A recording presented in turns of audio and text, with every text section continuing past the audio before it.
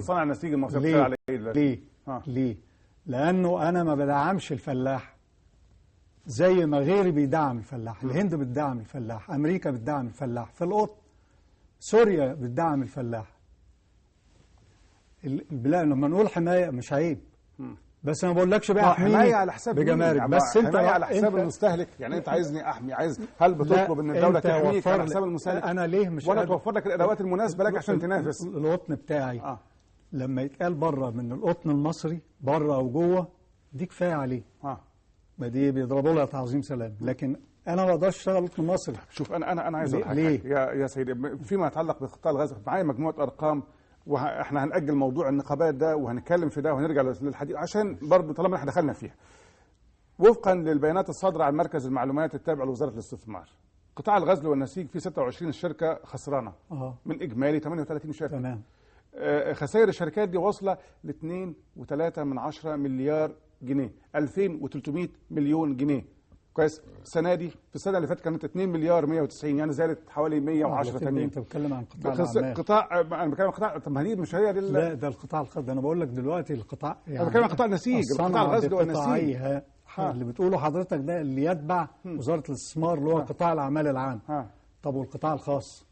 انا بتكلم عن قطاع، انت بتتكلم النهارده، انت بتتكلم هنا، بكلمك عن مشاكل قطاع الغزل والنسيج في اللي حضرتك بتمثل عماله. اتفضل. لعده مشاكل. التهريب، الجمارك، المناطق الحرة، الترانزيت، تجارة الترانزيت. الترانزيت ان انا جايب بضاعة رايحة ليبيا مثلا، البلاد المجاورة، تقوم بدل ما تروح بالبحر تقوم تنزل عندي مصر. ليه؟ عشان تروح ليبيا عن طريق البر، تفضي هنا الحاويات وتعبيها اي حاجة تانية. دي بقى نزلت السوق، نزلت بدون جمارك وبدون ضرائب. تهريب. وعلى فكره وزير التجاره والصناعه من فتره، يمكن حضرتك اكيد تذكر، من فتره مش بعيده، من شهور، قال احنا مش قادرين نتغلب على التهريب. دي مساله بتاثر بشكل ده دور الدوله. كويس، ده دور الدوله. السؤال تحميها من ايه؟ من التهريب. من التهريب. معاك في التهريب. من التهريب. ايوه. تحميها من المناطق الحرة، تحميها من اللي بيجي الخياط. احنا عندنا دلوقتي مصانع الملابس بيضربوا بيها المثل. مصانع الملابس ما بتشتغلش انتاج وطني، بتجيب قماش من بره. قماش من بره وياخد ايه؟ برضه بنقول سياسات. انا بقول لك مشاكل، اذا كنا بنتكلم مشاكل مش تحميل، لا ده مشاكل موجوده. مشاكل موجوده. يعني اللي انت بس يعني مثلا اقول ايه؟ لو حضرتك هتفصل القميص هتودي للترزي 3 متر. 3 متر دول يعني مش حضرتك وانا، يعني 3 متر الاستاذ محمد لوكي.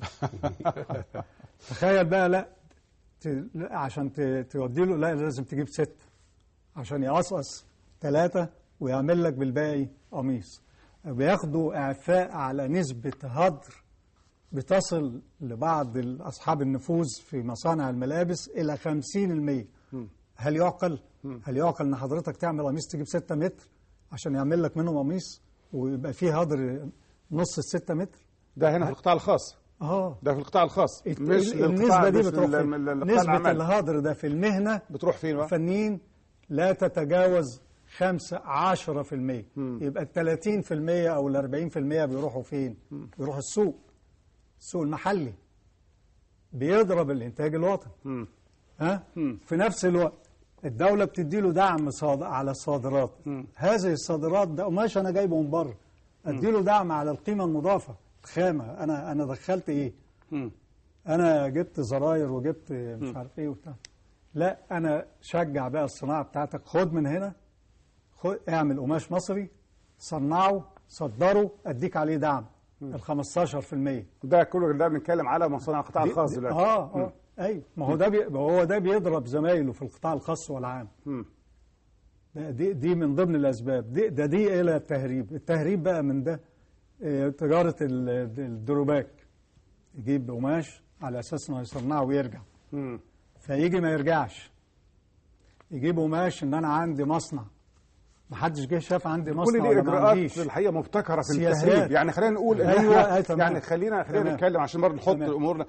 المطلوب البحث عن اجراءات حمائيه تلتزم بالتالي حمايه الصناعه من التهريب، من الممارسات غير القانونيه، من اللي بتدخل الصناعه الوطنيه في منافسه غير شريفه. مناسبه، انت بتخلق اجواء منافسه طبيعيه لكل الاطراف متساويه. ما بقولكش بقى افرض رسوم اغراق ولا بالظبط، لا ابدا. بقول لك دعم الفلاح. يعني مثلا تركيا عامله ايه؟ عامله حاجه في الجمرك اسمها تسعيره حكميه. حكميه يعني ايه؟ في عندي فنيين، القماش ده الصنف ده مكوناته ايه؟ التكلفه بتاعته تبقى كذا. ما يجيش واحد بقى جايب لي فاتوره مضروبه، يبقى هو شارب ب 100 مليون جنيه ويجيب لي فاتوره ب 10 مليون جنيه. الاجراءات اللي زي دي، او الاجراءات انت تقديرك لها ايه؟ انت تخص العمال وشايف هل دي مساله ممكن انها ترتقي بمستوى الصناعه، ترتقي بمستوى العامل بالتالي بالتبعيه؟ وانا ليا وجهه نظر تكاد تكون مختلفه شويه. اتفضل. العامل المصري في كل العصور كان قادر على انه ينافس في اي دوله في اي مكان في العالم، ودي تاريخيا موجوده القطن زي ما اتفضل، وموجوده الحديد والصلب موجوده. هي الفكره في بعض الاجراءات بتتعمل عن طريق الحكومه بترفع التكلفه، وبالتالي بتخلي انا في المنافسه في السوق العالمي يعني وضعي اقل. على سبيل المثال، يعني معروف ان الصناعات الهندسيه عموما مكلفه في الطاقه، بتستخدم طاقه كثيفه وطاقه. فطلع قرار من رئيس الوزراء السنه اللي فاتت في 2008، وسيادتك عارف ان 2008 كانت الاسعار عماله تطلع على مستوى العالم، صعود غير طبيعي. طيب صحيح. احنا طلعنا من اسعار الطاقه من 13 قرش للكيلو وات للمصنع زي الالمونيا او حلوان ل 22 مره واحده. دي طبعا تكلفه عاليه ما كانتش في الحسبان. طب النهارده الرو ماتيريال نزلت، المواد الخام نزلت، اسعار على سبيل المثال الحديد والالمونيا على مستوى العالم نزلت، يبقى بالتالي لازم الحكومه تستجيب وتنزل باسعار الطاقه اللي هي عنصر اساسي في تكلفه المنتج. خلينا نعدي حكايه الطاقه دي، لان في اصلا خلل من البدايه في التعامل مع موضوع الطاقه للصناعات الكثيفه استخدام الطاقه، لان هي مدعومه بشكل كبير واسعار غير طبيعيه وغير منطقيه. عنصر مؤثر، هو عنصر مؤثر، لكن هو في خطا تاريخي الحقيقه بتثبيت سعر الطاقه على مدار عشرات السنين بحيث انها اصبحت سعر غير اقتصادي. يعني انا ما اظنش ان الصناعات الثقيله او الصناعات الميكانيكيه اللي حضرتك بتتكلم عنها في اي مكان في العالم بتاخد طاقه ب 13 قرش. بس هي الفكره يا سيادتك ان هو يطلع جرادولي. انا مش مع تثبيت. طب خلينا نعدي مساله الطاقه ونطرح الامور الاخرى. دي نقطه. النقطه الثانيه النهارده اما اسمح باي استيراد غير منظم، معناها ايه؟ معناها ان انا بفتح مصانع هناك وبقفل مصانع هنا. يعني على سبيل المثال في الصناعه بتاعتنا انا ما افتحش في بيوت. يعني النهارده المنتج الصيني داخل البلد بكل الوانه، لدرجه ان الصينيين نفسهم كناس بشر، يعني هل احنا عندنا المكان ان احنا نستوعب من الصين ناس تيجي توصل للحلاقين في البيوت، توصل تبيع في البيوت او الى اخره؟ كل ده بياخد مساحه من المنتج المصري. كنا اسمح بدخول العماله الصينيه او اي عماله ثانيه على بلد قيمتها او العماله بتاعتها 80 مليون. النهارده هذا الكلام برضه لازم يدرس، على انه وزاره القوى العامله او الجهات المعنيه هذا الكلام لازم يتحط له ضوابط.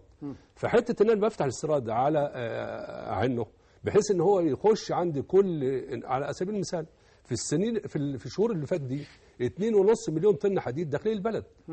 طب لصالح مين؟ يعني طب احنا بقى لنا حوالي 10 سنين ما فيش حد، برغم ان ما فيش جمارك ما فيش اي حاجه. احنا مش هندخل معاك في موضوع الحديد، خلينا ندخل. انا بتكلم في الصناعات الهندسيه. السبب ان احنا لو بنتكلم عن الاسعار كانت وصلت لمرحله كان مستوى غير مقبول من الاسعار، وبالتالي بتحاول انك تخلق حاله من حالات المنافسه بانك بتدخل منتج ارخص عشان تتحكم في الاسعار. وساعتك الاسعار العالميه عموما نزلت. يعني النهارده مش كانت الاسعار هناك غاليه وعندنا رخيصه، لا كانت الاسعار الى حد ما 2008 معروفه انها نزلت. لكن اللي انا عاوز اوصله يعني النهارده الحمد لله في بشرى ان القطاع الخاص بدا يثبت وجوده، وبدا العامل المصري ينتج، وبدا